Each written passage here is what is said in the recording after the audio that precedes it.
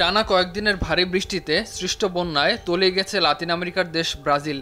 দেশটির দক্ষিণাঞ্চলীয় প্রদেশ Rio Grande দো সুলের শত শত শহর পানির নিচে তলিয়ে গেছে।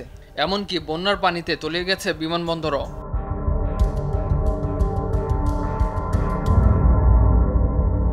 দুর্যোগের মুখে পড়া পোর্তো আলেগ্রের বিমানবন্দরটি আপাতত বন্ধ করে দেওয়া হয়েছে। এছাড়া পানি ও কাদায় তলিয়ে যাওয়া থেকে বাদ যায়নি ফুটবল স্টেডিয়ামও। বুধবার পৃথক প্রতিবেদনে এ তথ্য নিশ্চিত করেছে বার্তা সংস্থা রয়টার্স ও সংবাদমাধ্যম বিবিসি। ব্রাজিলিয়ান এয়ারলাইন্স অ্যাসোসিয়েশন বলছে, গুয়াইবা নদীর তীর উপচে পানি বাইরে বেরিয়ে আসায় বিমানবন্দরের রানওয়ে ও গুরুত্বপূর্ণ ভবনগুলো প্লাবিত হওয়ার ঘটনায় পোর্তো আলেগ্রে বিমানবন্দরটি চলতি মাসের শেষ পর্যন্ত বন্ধ থাকবে। ওয়ালটন ফ্রিজ কিনে অনেকের মতো আপনিও হয়ে যেতে পারেন মিলেনিয়াল। সেরা পণ্যের সেরা অফার। নদীটির পানি রেকর্ড 5.3 মিটার উচ্চ স্তরে পৌঁছেছে বলে নিশ্চিত করেছে স্থানীয় কর্মকর্তারা। এর আগের রেকর্ডটি ছিল 1941 সালের। সে সময় এই নদীর পানি 4.76 মিটার উচ্চতায় পৌঁছেছিল।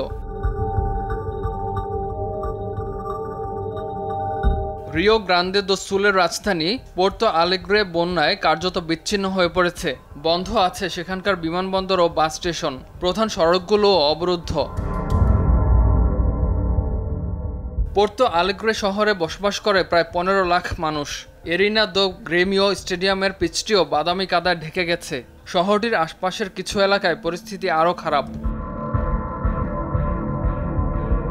এদিকে প্রবল বর্ষণ ও বন্যায় রিও গ্রান্দে দো সুলে এখনো পর্যন্ত 90 জনের প্রাণহানির খবর পাওয়া গেছে। এখনও নিখোঁজ আরও 130 জনেরও বেশি।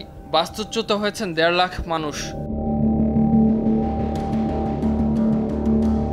বন্যায় তলিয়ে যাওয়া কিছু শহর অন্যান্য অঞ্চল থেকে এখনও বিচ্ছিন্ন আছে। নিখোঁজদের খুঁজে পাওয়ার আশা ধীরে ধীরে হ্রাস পাচ্ছে, তাই নিহতের সংখ্যা আরও বাড়ার আশঙ্কা করা হচ্ছে। কর্তৃপক্ষের তরফে চলতি সপ্তাহে আরও ভারী বৃষ্টি হওয়ার পূর্বাভাস দেওয়া হয়েছে। ফলে এই অঞ্চলের বিপর্যয়কর পরিস্থিতি আরও খারাপ আকার হওয়ার আশঙ্কা করা হচ্ছে।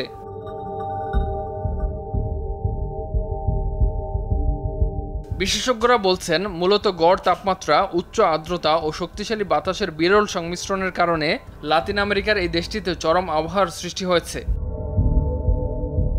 ইমতিয়াজ আহমেদ, RTV।